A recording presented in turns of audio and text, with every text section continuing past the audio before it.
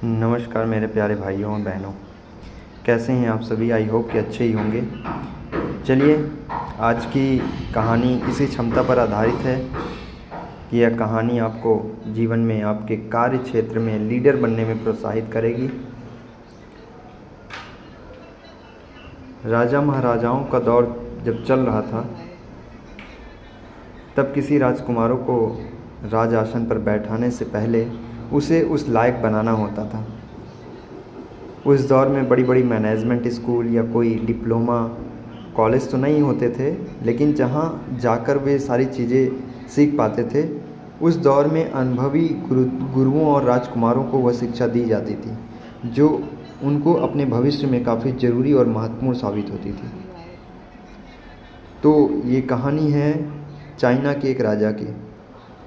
China के एक राजा को जब अपने पुत्र को राज सिंहासन पर बिठाने की सूझी, तब उसने राजकुमार को उसके लायक बनने के लिए एक जैन मास्टर के पास भेज दिया। मास्टर ने राजकुमार को कुछ दिनों तक तो अपने पास रखा और बाद में 1 साल के लिए राजकुमार को जंगल में जाकर रहने का आदेश दिया।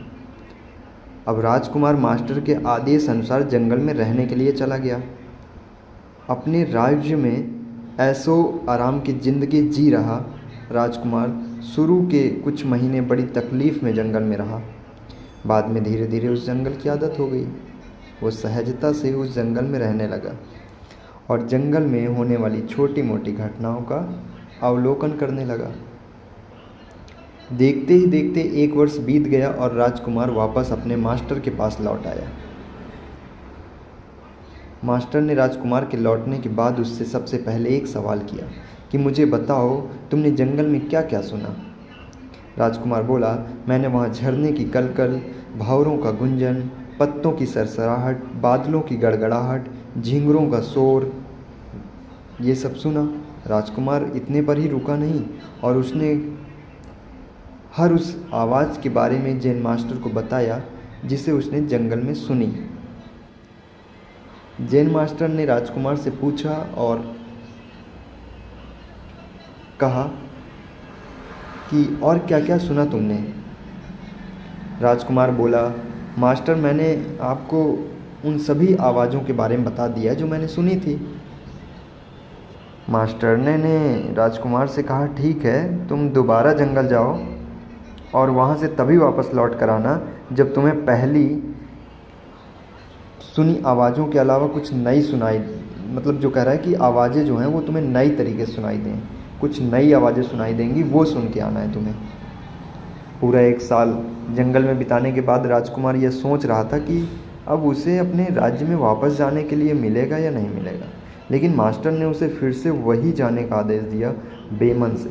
राजकुमार फिर से उसी जंगल में वापस लौट गया। कुछ दिनों तक राजकुमार को भी नई आवाज़ नहीं सुनाई दे रही थी। वह जो भी आवाज़ सुनता था उसे लगता था कि आवाज़ तो कोई अलग से कई बार ऐसा सुन चुका हूँ,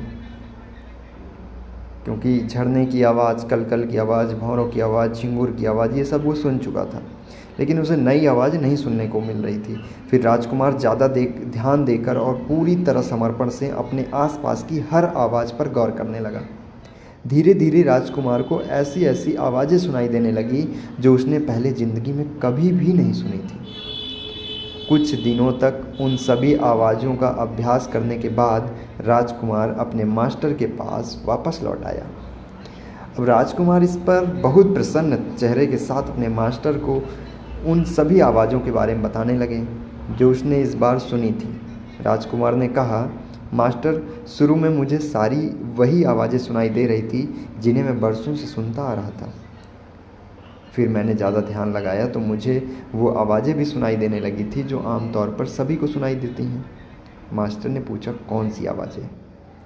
राजकुमार बोला, मैंने इस बार कलियों के खिलने की आवाज़ सुनी, बारिश की बूंदों की रमझट सुनी, मैंने किरणों को ज़मीन पर टकराने का स्वर और बहती हवा की धुन सी सुनी।